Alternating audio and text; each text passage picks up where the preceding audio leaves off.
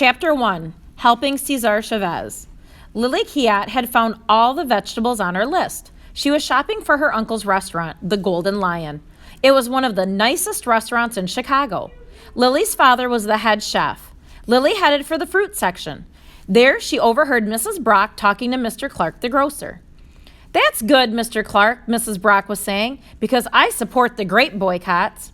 Lili said, "Excuse me, ma'am, what's a boycott?" "Cesar Chavez has asked us not to buy grapes. Not until the farm owners are fair to their workers," said Mrs. Brock. "Cesar Chavez," cried Lili. "We learned about him in school. I like him." "Then you shouldn't buy grapes," said Mrs. Brock. "I see," said Lili. She frowned and pulled down the brim of her baseball cap. Lili found the mangoes, the peaches, and the bananas. Then she stood deep in thought. In the end, she did not buy the grapes. Lili walked around the corner back to the Golden Lion. She had been in the United States only 6 months. Lili's uncle was an American citizen. He had helped bring her family to the States. Uncle needed Lili's father to work in his restaurant. No one could cook the food of Singapore better than her father. Once the family had permission to come to the United States, they flew to Toronto, Canada. From there, they flew across the border and landed in Chicago.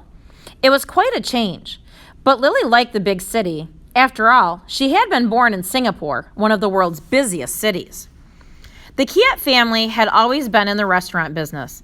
When Lili wasn't in school or doing her homework, she was helping out at the Golden Lion. She was only 11, but Lili was trusted to do some of the fruit and vegetable shopping. She also helped her mother. They both greeted customers at the door and showed them to their tables. Lili loved watching the people enjoy her father's cooking. Lili hoped father and uncle would understand about Cesar Chavez and the boycott. Chapter 2, At the Golden Lion. Lili was happy in Chicago. She had become a baseball fan and rooted for the Cubs. Her favorite player was Ernie Banks. Before she came to Chicago, Lili had never seen a baseball game, not even on TV. Then she went to a Cubs game with Betsy, her best friend from school. From that day on, Lili was wild about the Cubs. Lili could see the bright neon sign in the shape of a lion. Uncle had named his restaurant in honor of Singapore, the Lion City.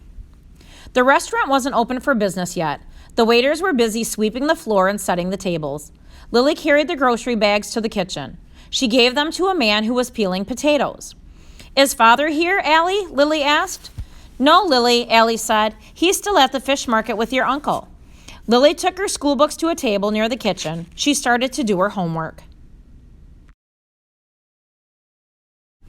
Lili had just finished her math homework. She heard her uncle call, "Lili, where are the grapes?" Lili gulped and went to the kitchen. Her father and uncle were looking through the grocery bags. Lili's father smiled. "Did you forget the grapes, Lili?" he asked. Lili explained about Cesar Chavez. "What do you know of boycotts?" Lili's uncle asked. "Next we'll have unions and strikes at the Golden Lion." Lili's father patted his brother's shoulder. "It's all right," father said. "Go on with your work." Uncle walked away. "Is Uncle very angry?" Lili asked. "No," her father laughed. "He's just too busy. He has important customers coming tonight. They want the Singapore treasure boat." Lili felt her heart sink. Chapter 3, The Treasure Boat. The treasure boat was father's special dish. It was served in a large bowl that was shaped like a boat. The boat held chicken, fish, and all sorts of tasty treats. There was enough food on the treasure boat for 4 people. Father made it look like a real boat. It had sails and oars and little sailors made from different fruits and vegetables. The sailors' heads were grapes. It was hard to imagine the treasure boat without a crew. Lili explained why the grape pickers had started the boycott. "I understand," her father said. "They want to be treated decently. But how does going without grapes help?" "If the farm owners can't sell their grapes," Lili said, "it will convince them to be fair." Father rubbed his chin. "Maybe, but what will we do without grapes?" Lili couldn't think of anything. Finally, she said, "The treasure boat won't be the same without a crew." "Then we better go back to the grocery store," father said.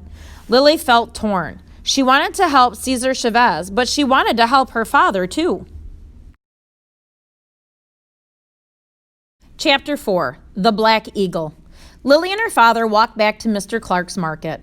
"Father," Lili said, "don't you think it would be good to help the farm workers?"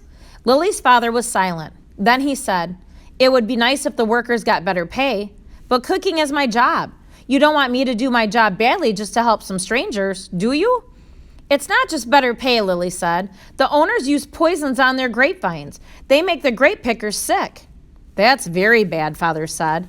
Then he was quiet. Lili could tell he was thinking. Lili was very excited. Father was really listening to what she said. She had few opportunities to talk with her father like this. He was always so busy. Lili thought of something else. "The workers want to be able to send their children to school," she said. "They don't go to school?" Father asked. "That's terrible. Where did you learn all this, Lili?"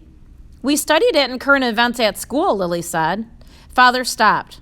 They were standing in front of Mr. Clark's market. "Well," Father said, "maybe we can use something else for the treasure boat instead of grapes." "Yes," Father cried Lili, "we can use little melon balls or pieces of banana." "It will mean extra work," Father said. "You will have to help me." "I love to work in the kitchen," Lili said. "That's no problem." Father took Lili's hand and they went into the market. "We need something to take the place of grapes, Mr. Clark," Father said to the grocer, "because of the boycott." Mr. Clark smiled. "Look here," he pointed at a black eagle in the corner of the label on a grape crate. "That's the United Farm Workers Black Eagle. It's okay to buy these grapes." Lili felt her face turn red. "Oh," she said meekly. Her father laughed gently. "It's all right, Lili. Now we can have our grapes and help the farm workers too." Lili was not embarrassed for long. Soon she was happy. Helping Cesar Chavez had brought her closer to her father.